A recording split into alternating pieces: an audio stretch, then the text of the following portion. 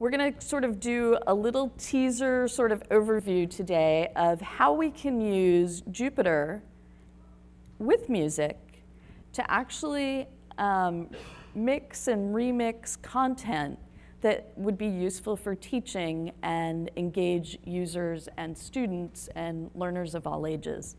And although these concepts are using music as a background, it actually would apply to really any subject. So my hope is that when you leave here today, that you will have a better understanding of what the realm of and range of things Jupyter can do to help your teaching improve, whether you're a teacher of students in an educational setting or a research group. It should help you and be useful. So on behalf of the entire Jupyter team, I want to thank you for using Jupyter, being interested in Jupyter. We put a lot of time and effort into what we do, and I think we really love what we do as well. My passion is education, and I know there's some other Jupyter team members in the room that also have the similar passions, and it's great to see them here. I also wanted to say hello on behalf of Fab Lab San Diego. And Fab Lab San Diego is a community maker space. Fab Lab as a concept started at MIT at the Center of Bits and Atoms. And San Diego is one of the oldest ones outside of Boston. And right now there are Fab Labs throughout the world. And one of the things that we do as a nonprofit community makerspace is we help provide a place for people from all different walks of life in San Diego, all different communities, all different backgrounds, to gather and have a place where they can fabricate their ideas and their dreams. And it makes for some really interesting learning as somebody who likes to teach, what resonates with different people. And this is going to be a little bit about the story that I had with IPython Notebooks, which is now Jupyter. And hopefully that will resonate with some of you as well. I think Stephen did a really great job with the introduction. I am a research engineer on Project Jupyter, and I'm a recent director of the Python Software Foundation. I'm one of the 2 women that are core developers on the Python software language. And in my spare time, I volunteer as a geek in residence at Fab Lab San Diego and the other Python outreach groups. So let's take a look at learning. And Herbert Simon was one of the founders of cognitive science, a Nobel laureate, and a professor at Carnegie Mellon. And he did a lot of extensive research on how people learn.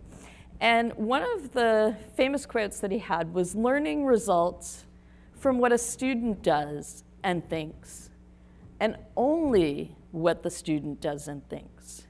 So as instructors, we can guide, we can inspire, we can motivate, but we can't do it for the students. And from his work, there are a number of other professors at Carnegie Mellon that have written an excellent book about learning. And the title is How Learning Works, 7 research-based principles. And a few of those principles are the prior learning that students come with can either help or hinder their future learning. How students organize their knowledge influences how they learn. So I may learn differently than Jess or Em or others in this room. Also, students' motivation is directly related to what they learn, and that's not surprising. What we're seeing is, why music? Well, music has the ability to resonate with many different people. You don't really need special skills to enjoy music or even kind of make music. From early childhood, people can clap, kind of bang things, and over time, what we're seeing is a change in the AP's computer science curriculum to have more real-world connections to computer science. And as a learner, much like Dembaba said in his keynote this morning, I want to learn what resonates with me. I want to create classes or curriculum that not only inspire others, but would have been the class that I would have liked to have taken when I was younger.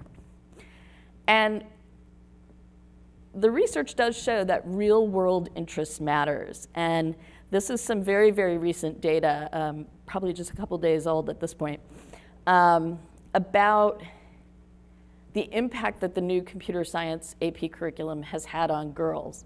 And it is, girls have gravitated to these classes now in a rate that this past year was equivalent to all the years prior. So it's pretty impressive. And you know, I believe the research will also support the same happening in people from other underrepresented groups. So I think the prior knowledge that students come in with and their motivation, when you add in real-world components, becomes very powerful. So back in 2013, when I was inspired by Luciano, who teaches Python in Brazil and also is a writer and very active in the Python community, I said, okay, I'm going to learn a little more Python. And when I learn a new language or a new concept, I try and seek out a project that matches my interests, whether it's nature or art or music. And so I stumbled across, I started Googling, okay, what are some of the music projects in Python? And came across Mike Cuthbert's Music 21 project, which is a musicology, music theory library in Python. And at the time, he was doing his documentation and also providing on his website some snippets using the notebooks, at the time IPython notebooks. And one of the ways that he was pitching his library was, in 5 lines of code or less, you can do meaningful tasks in music research. And I was fascinated, A, by the content, but even more so by the notebooks themselves and how quickly I could be productive. And you know, I could pull down all of Bach's corpus of music, analyze how it related to each other. I could display sheet music. I could analyze whether 2 pieces were the same or came from a similar background or not. And that inspired me to start playing around with it at Fab Lab in San Diego. And what I found was people that had told me, adults or younger people, that they could never be computer programmers, they didn't understand it, it was too confusing. They innately got it by seeing it in a notebook. The fact that they could hit Shift-Enter and execute a cell and have cool things happen that they understood was really powerful. And that motivated them to want to learn more or to find a different library that maybe, you know, had to do with games. Games are always popular. Or, you know, something that would flash like lights on an Arduino or something. But the notebooks seem to have a way to engage and empower users in a way that I hadn't seen before. And so I kind of took that experience, shared at PyCon in 2014, how music engages and students and musicians. And you know, it had some examples from around the world. And, but I show that because it's something that has stuck with me. And this was before I actually worked on the Jupyter team. And the fact that music was universal, that there was this cross-cultural understanding of music. We didn't have to speak the same language. We could appreciate, you know, the sounds and what we were hearing. It also is appreciated by people on a wide variety of ages. So it kind of was in some ways like an equalizer. Everybody kind of started at the same place. Everybody had the same ability. It also, music is a very creative, personal pursuit. So there is no one right way to do music. And I think sometimes in computer science, we forget that, you know, we're taught, okay, this is the tutorial, these are the examples, this is how you do it. But in reality, there are many ways to develop software and to write good programs. There is no one right way. There may be a better or worse way, but there's no one way. Also, what we're finding is that to be successful in life, to be successful in business, to be a productive member of society, lifelong learning is important. The world is changing at an even more rapid pace now that we have all these connections to different technologies and information at our fingertips that, quite frankly, I did not have when I was younger. But you know, it shows that you're going to go through cycles of, even within just a computer science, like you learn a language, you're a beginner, you kind of build skills, and then you kind of share those skills and become a coach. But that happens many times over. And I think one of the things about the Jupyter Notebooks are that it lets you kind of lay out that beginner, learner, and coach all in the same document. And you can share it with other people. You can collaborate with other people. It also provides access and opportunities for other people because of just from the open source nature of these notebooks and the technology, I can go around the world to the Philippines, to Taiwan, to Poland, to Nigeria. Everybody's developing notebooks and using those notebooks in different ways. And that's pretty powerful because you start thinking about the problems in the world that require either cross-disciplines to solve them or even cross-cultural impact to solve it. And one of my favorite quotes and people, Benjamin Zander is a conductor of the Boston Philharmonic and a teacher at the New England Conservatory. And he has some great TED Talks about inspiring people and about learning. And one of the things he encourages his students is to see mistakes not as negative events to be avoided at all costs, but rather as interesting opportunities to learn. And often with imposter syndrome and other things, we're always worried about making a mistake. But sometimes some of the best stuff we do comes out of the mistakes we make. And to have somebody early in your life say, it's okay to make a mistake, is a really valuable thing. And I think the notebooks sort of reinforce that. How many times do you put something in a cell, run it, and it's like, okay, it didn't work. Well, I'll just delete the cell.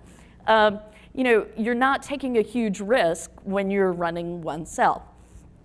And I think that also empowers innovation because that trial and error, you can try many different things and innovate and iterate on them. And you know, that collaboration aspect as well as the trial and error is really important.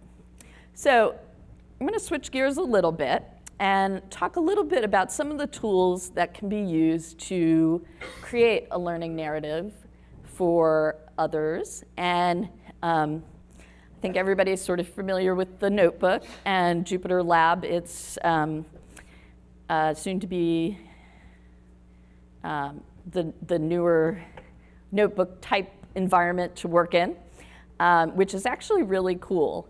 And I was a little skeptical because one of the things I liked about the notebook was its simplicity, and I didn't want that to go away when we went to Jupyter Lab. And I have to say, I've been proven wrong, which is good, a really good thing.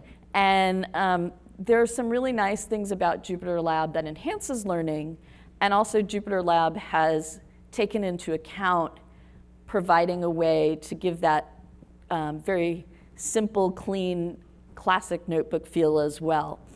Markdown, which is a text markup language, is something that we would use.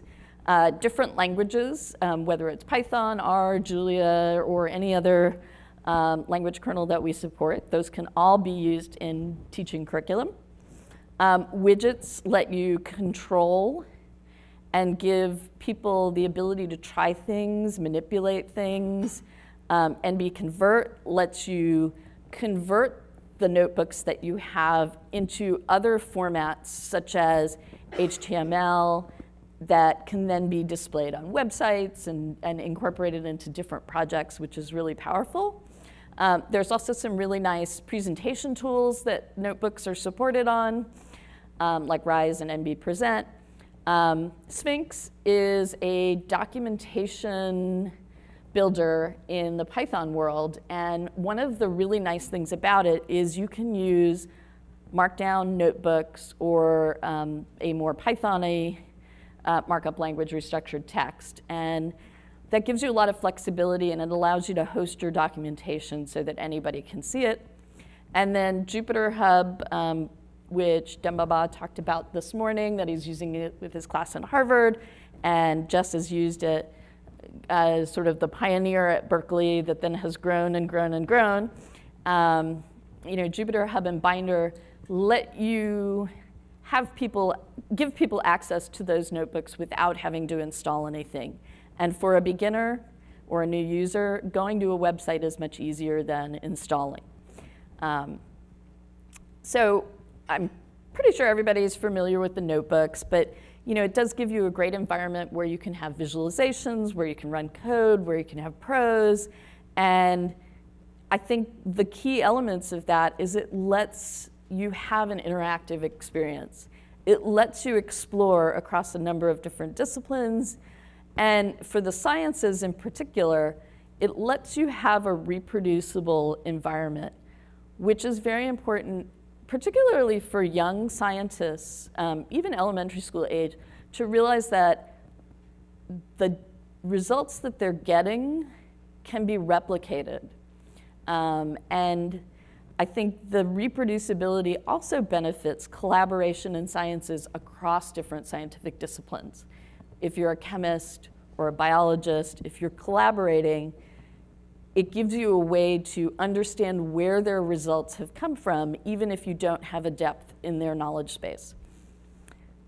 So some of the content that we would remix for, say, if we were doing some music curriculum, music lessons, would be the Music 21 Music Theory Library, Magenta, which is TensorFlow's music creation and art creation library, which is relatively new, but actually really cool.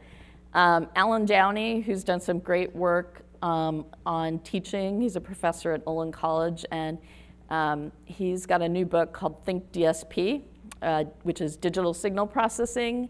And I wish that book had been around when I was doing my electrical engineering learning way back in the 80s, because how cool would it have been to be able to execute formulas, see what happened, manipulate it, and create havoc, if you will, with sounds, which would be really cool.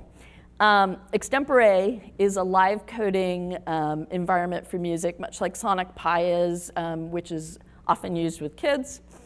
And then visualizing music, Anne-Marie Thomas is a professor at the University of St. Thomas and in St. Paul, Minnesota. And she's also written a book about making makers and how people in their childhood learn how to be creative and learn how to create things. And she's doing some phenomenal work with VR and AR, and also having her students do real-world hands-on projects and really making an impact in their community. Some of the Jupyter-specific ingredients, again, just to recap, you can use prose, code, visualizations. You can put video and animations in the notebooks. You can use widgets to control content in the notebooks. And you can also use audio. Sorry about that. So looking at pros, for those of you that are new to Markdown, which many of us are when we first start, it's very similar to just typing into a text editor, Word, Google Docs, whatever your favorite is. And there's really probably 4 commands or 4 markup elements that are useful. One is headings, and the other is how do you italicize something? You just put asterisks on either side, double asterisks bold things, and the back ticks on either side will let you render things in a code font. And then for those of you that might be new for the notebooks, Shift-Enter executes the cells. And when you're teaching, it's sometimes a good thing to share that with students because otherwise they're like clicking around and the cell's not executing and if they don't press the little arrow. And I've found in teaching that, you know, sometimes that little tip at the start is really important just to break down the barriers. So one of the nice things about Jupyter Lab is you have the ability to do a live preview. So in one window, you could have your Markdown source code and then have a live preview in a window next to it, which we didn't have with the classic notebook. And I think for writing documentation or writing curriculum, it is really handy to be able to have that multi-window environment and to see the rendered version next to the source version.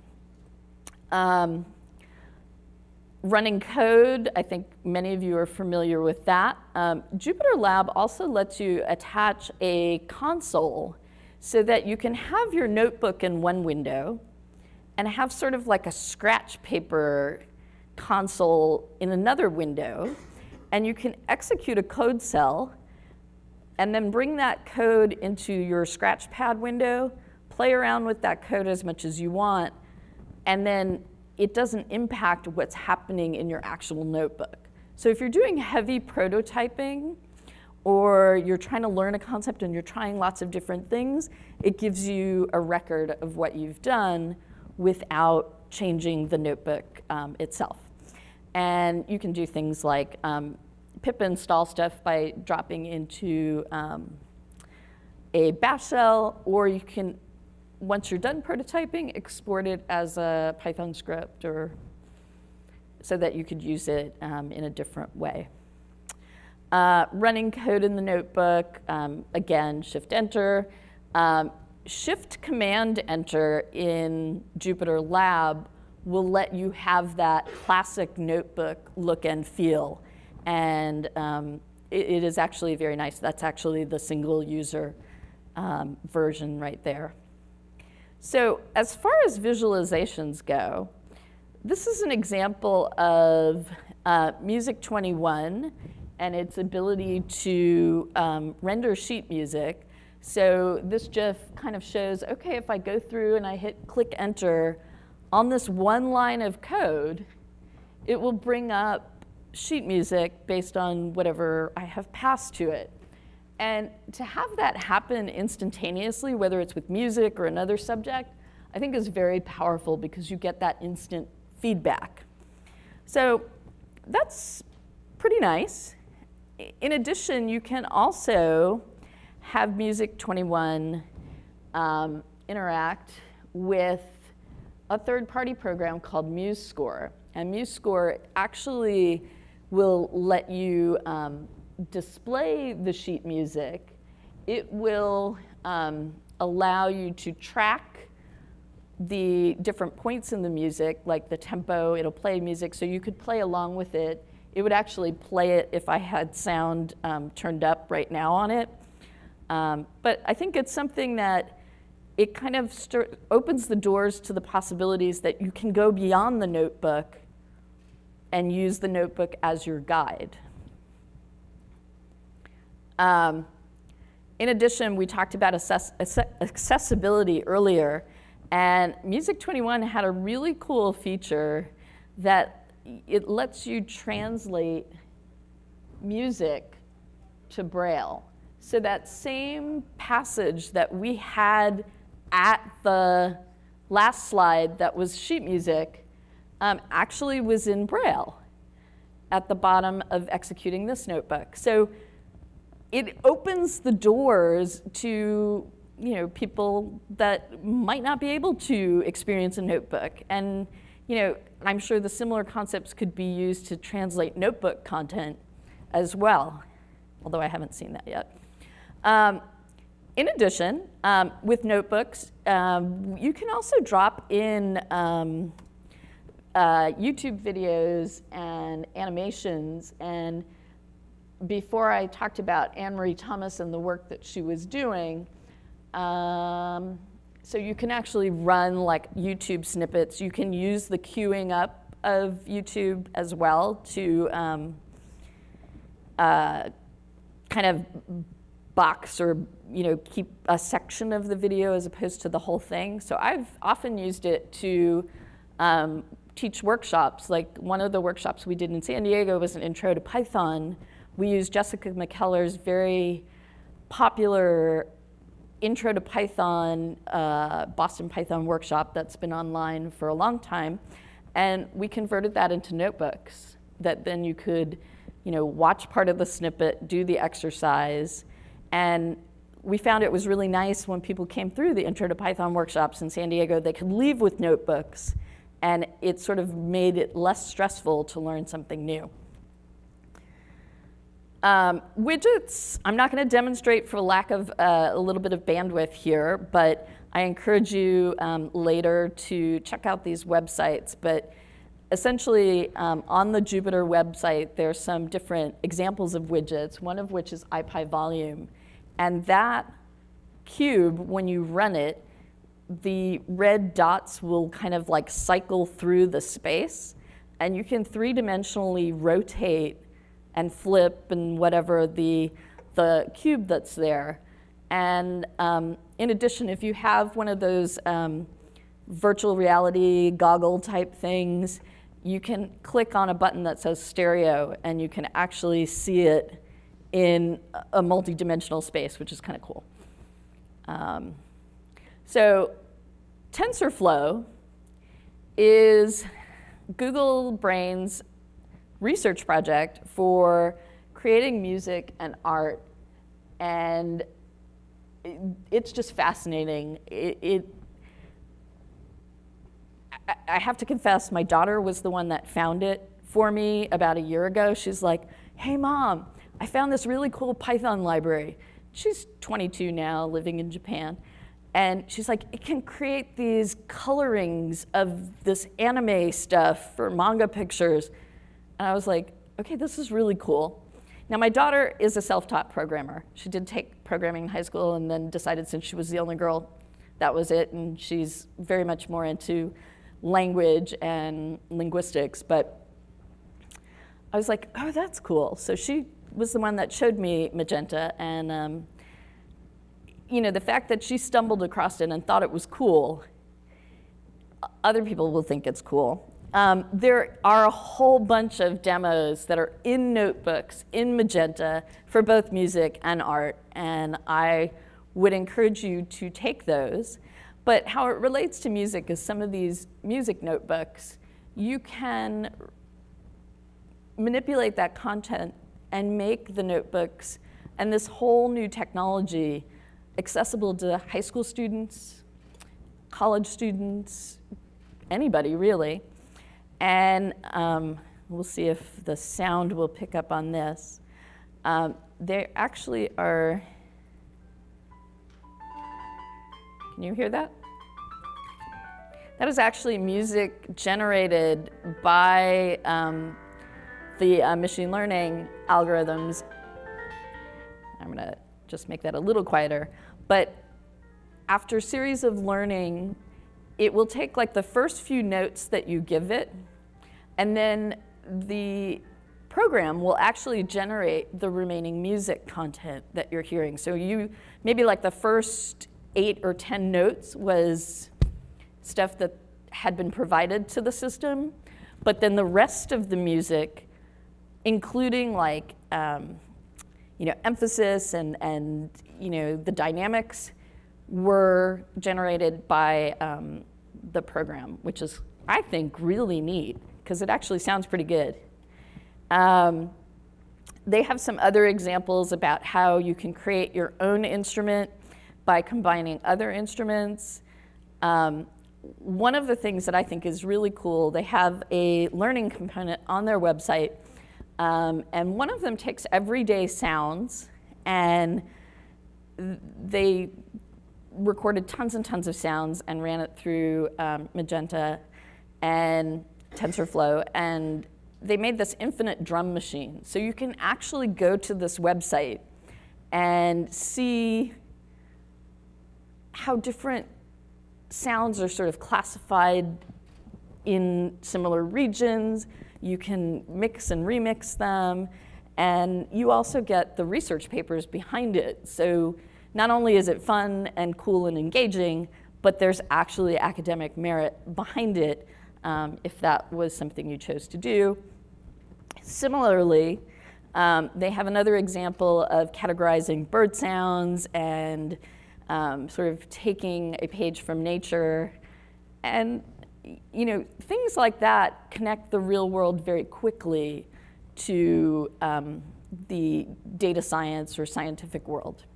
So I have these links. The slide deck is up online already on SpeakerDeck and SlideShare, so I encourage you to try them out because they are actually very engaging, and if you can bring down all the Wi-Fi, more better to you. And all I can say is this photo kind of sums up for me. It's like that wow moment of we can do cool stuff, we can engage people, and we can learn from it. So how do we do that? I think, like many things, you start with the content. And the content can be videos, code, notebooks. Start gathering your content and gather it into a repo, Dropbox, whatever kind of works for you. And from that content, start creating and iterating on notebooks for your students, for other classrooms, and the students can iterate on those notebooks as well, and kind of you get this like feedback loop, which is really kind of cool.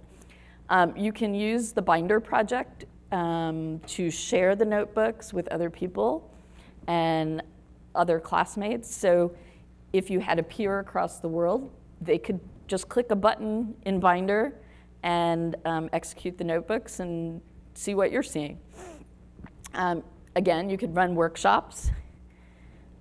You could publish either textbooks or documentation, tutorials using Sphinx, as well as other website stuff. And this is an example of Binder. We've re-architected Binder over the last few months and made it much quicker and more stable. So you're going to be hearing more about that in the next month or so from the Jupyter project. A couple examples of learning efforts that I've seen that have been particularly good. Dembaba talked a little bit about his this morning. For those of you that use R and are looking for a more formalized way to teach R and other content, Tanya Schlusser has actually done some really great work in that community, making that content accessible and interactive, much like, okay, so what can you or your students do with Jupyter? Well, you can extend existing content. You can apply content from different problem spaces. You can collaborate amongst students or instructors. Much like a DJ, you can mix and remix music. You can mix and remix notebooks. And there's probably a whole bunch of other stuff that we haven't even heard of yet that we can do, that one of our students or another instructor is going to figure out how to do and hopefully share back with all of us. So in closing, I think Jupyter Notebooks and music provide an easy on-ramp and a gateway for learning. And these are some of the ways we've used it in the Python community. And really, the future is for you to create and your students to create. And I encourage you to go out and take some of these concepts, apply it to your work. And on behalf of Jupyter and Fab Lab San Diego, I thank you for being a lovely audience. I hope I have inspired you to take even a little snippet of this or just go play with the toys, because it's really cool. So thank you.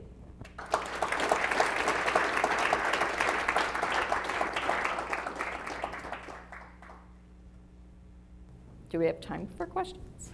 I think so. Do we? Yeah. I'll let you be the... Yeah, we have a few minutes. Okay. I'll let you be the... You be the heavy. I saw that hand first. Do you have like maybe an explicit suggestion for a type of activity that you used in a classroom with the music work? I do, and one of the things that I was hoping to get done before this talk is I wanted to collate all the stuff that I had, and then I started realizing I had enough to do a 3-hour tutorial. So I would be happy to provide links to some of the stuff that I did early on, as well as the links to the IPython notebooks that we used a long time ago for teaching Python, just to give you an example. And then also the folks that I reference in the presentation, Dembaba and particularly Tanya, their resources are all available online and are quite good. Thank you. Go ahead. This is an awesome talk. I'm surprised by that slide. He made a cameo in the talk. I like the idea of having a different sensory experience when you're programming in the notebook rather than just the visual feedback. Right. Can you comment on the experiences that maybe the students have, or kind of like the differences in like programming or the feeling of programming when these other senses get involved? Yeah. Well, I guess I can share a couple examples from the Fab Lab in San Diego. One of the groups of folks that we have that come during the day are some students that are homeschooled. A fair number of them may have Asperger's or autism, and they have made some phenomenal strides in, graphic design and the ability to kind of get that instantaneous feedback, but also the ability to be able to go really deep and detailed in something that resonates with them, I think is really important, whether it's trains or, the subjects are, is whatever you could think of. But I think, I also think with the widgets that it gives you some sort of tactile sliding or manipulating of objects using the widgets that even though you're not really physically turning the cube, you're kind of making it move. So I do think that interactivity is really important and helpful for a lot of learners, as opposed to just the wall of text. So I think we could do one more question. I know that you had one. I'm involved with Wikipedia, so there is very little audio content, but lots of information about algorithms and all these kind of things that could benefit from reusing such material. Right. Actually. And we got in touch with the sonification community, who are using completely different tools, usually closed, and some of the pieces that were missing in kind of fostering the interaction were actually Python. So we had suggested to use Jupyter, but none of us was expert enough in using Jupyter for creating music. So we had the music expert, like the Wikipedia expert, but kind of the Jupyter Python were missing. And so the question is, how can we foster those interactions? Or how can we also benefit from the notebooks that we have in contexts like Wikipedia? Yeah, well, okay, so a couple things. One of it is Wikipedia is a great resource for content and links from notebooks for learners. I mean, I think people are using that already. But I think to your specific question, I think some of the things like Binder, which highlights examples, basically, that provide a link or a button that you can embed in a page, that lets you kind of share and distribute in a different way than having a GitHub repo. You know, if I embed in a web page a button that then takes me to an interactive binder, I think that's very powerful and interesting. You know, I think some of it is probably just getting the people that have an interest in all three things together at a conference and to do a small sprint. And once you've kind of got an example out there, then I think people kind of, you know, create more content. Because 4 years ago, the use of Jupyter or IPython notebooks at the time was not the same that it is today. And I think the more examples that you see, the more adoption happens out there. So I'd be happy to chat with you after as well. Cool, great. Well, let's thank Carol again.